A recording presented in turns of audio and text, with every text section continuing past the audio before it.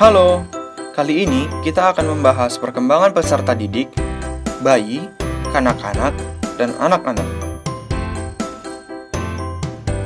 Tujuan video ini tak lain adalah untuk memberikan pemahaman tentang perkembangan peserta didik fase bayi, kanak-kanak, dan anak-anak.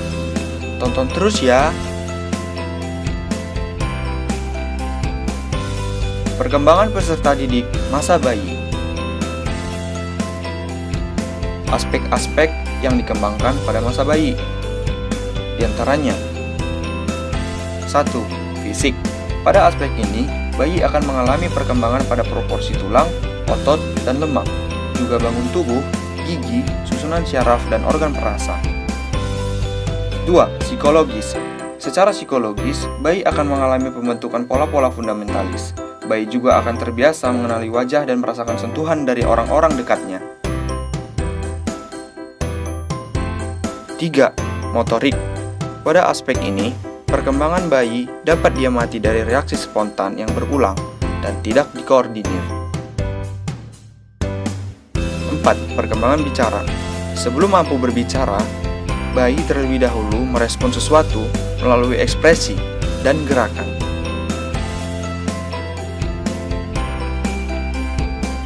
5. Perkembangan emosi. Terjadi pola emosi tertentu yang bersifat umum seperti marah dan lain-lain. 6. Perkembangan kognitif. Pada aspek ini, bayi akan mulai menyusun kata-kata jadi kalimat sederhana, dimulai dengan siapa, apa, dan di mana. 7. Perkembangan moral. Pertama-tama, bayi akan mengetahui moral, menilai benar salah dari orang tua dan orang dekatnya. Perkembangan peserta didik fase kanak-kanak, yaitu usia 1 hingga 5 tahun.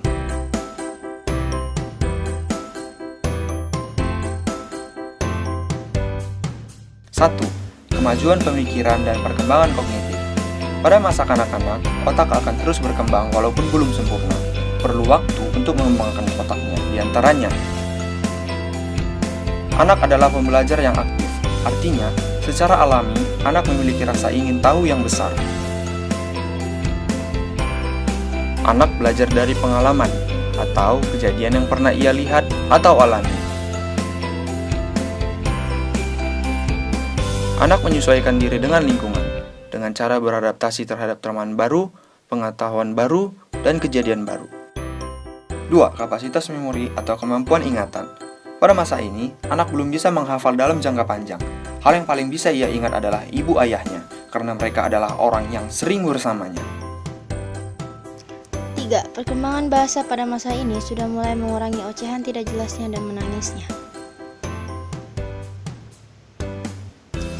4. Pendidikan kanak-kanak. Anak sudah bisa diajarkan membaca, menulis, menggambar, mewarna, karena pada masa ini akan menuju ke pendidikan dasar. Perkembangan peserta didik anak-anak terbagi menjadi beberapa aspek, yaitu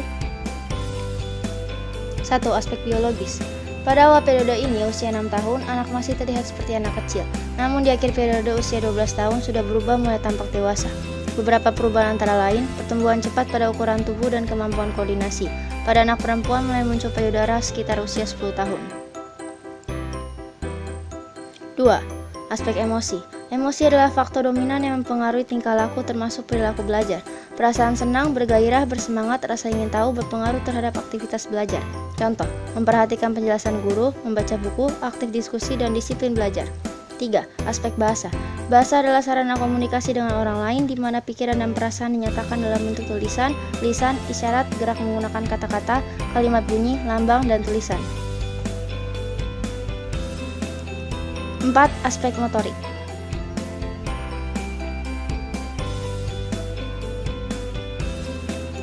Sesuai perkembangan fisik, maka di kelas permulaan sangat tepat diajarkan dasar keterampilan untuk menulis dan menggambar, keterampilan dalam mempergunakan alat olahraga, gerakan untuk meloncat, berlari, berenang, dan sebagainya.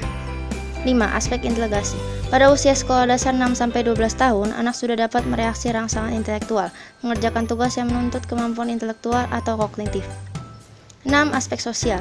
Maksudnya adalah pencapaian kematangan dalam hubungan sosial, dapat juga dikatakan proses belajar untuk menyesuaikan diri dengan norma kelompok, tradisi, dan moral. Anak mulai berteman dengan teman sebaya atau teman kelas sehingga ruang gerak hubungan sosialnya telah bertambah luas.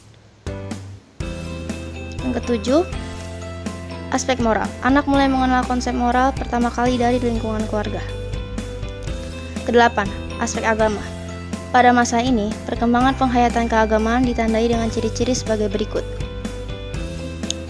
Sikap keagamaan bersifat reseptif disertai pengertian yang diperoleh secara rasional berdasarkan kaidah logika yang berpedoman pada indikator alam semesta sebagai manifestasi keagungannya. Pelaksanaan kegiatan ritual diterimanya sebagai keharusan moral. Terima kasih telah menonton video ini. Semoga bermanfaat. Video ini disusun oleh Ardo GF Sitohang, Fikri Fimansyah, Jessica Victoria, dan Melvianti. Dengan dosen pengampu, Ibu Happy Karlina Marjo.